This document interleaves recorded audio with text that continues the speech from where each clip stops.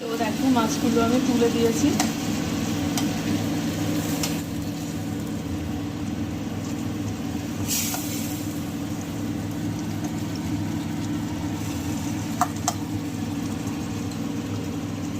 একটু মশলাটার সঙ্গে মাখা মাখা হয়ে গেলে আমি গরম জলটা অ্যাড করবো।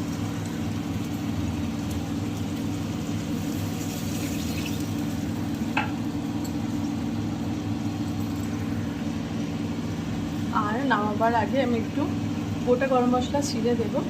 আর আমি এখানে যে মশলাটা পেস্ট করে রেখেছি, কিছুটা মশলা আমি তুলেও রেখেছিলাম।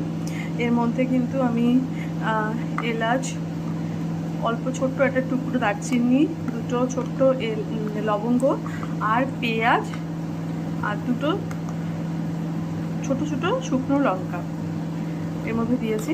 আমি টমেটোটা এখানে স্কিপ করে গেছি, টমেটোটা আমি পরে দেখছি পিউরি যদি অ্যাড করা যায় তো, কারণ টমেটোটা আমি